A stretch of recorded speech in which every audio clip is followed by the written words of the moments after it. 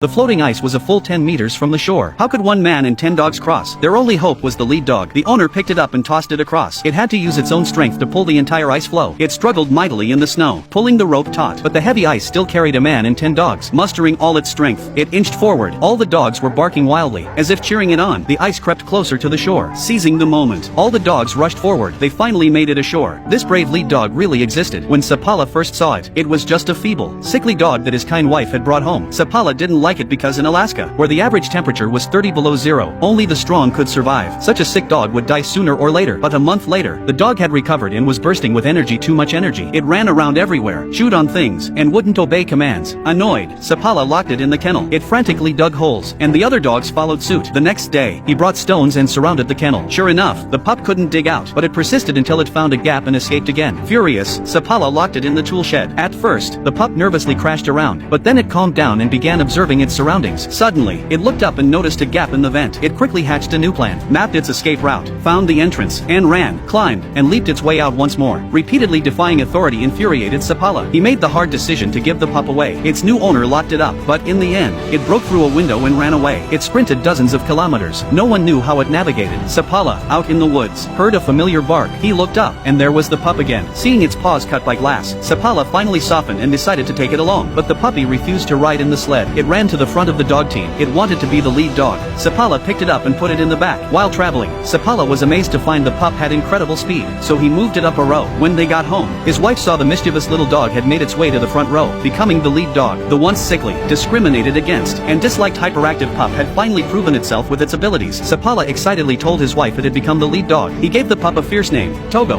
From then on, Togo became Seppala's right-hand dog, traversing the Alaskan wilderness. But the real test came when Togo was 12, very old for a dog. That year, the town had a sudden outbreak of diphtheria. Dozens of children were infected with an extremely high mortality rate. The life-saving serum was in a city 400 miles away. With winter approaching and the worst blizzard coming, planes couldn't fly in. Seppala was appointed to lead a sled dog team 400 miles to retrieve the serum, a nearly impossible task. His wife urged him not to take Togo, as he was too old. Seppala said if he didn't take Togo, he definitely wouldn't make it back. Before dawn, Seppala packed his gear to set out. His wife saw him off. She finally walked over to Togo, looked into its eyes, and said, "Please bring him back safely." Arriving in town, everyone came out to see them off, their eyes filled with worry, reverence, and hope. This was the departure of heroes, leaving the small town. Endless snowy wilderness lay ahead. The blizzard was right in front of them. Togo didn't hesitate or stop. The first hurdle was a high mountain with a 60-degree slope. They struggled up against the fierce wind. After finally reaching the summit, an extra long downhill stretch awaited.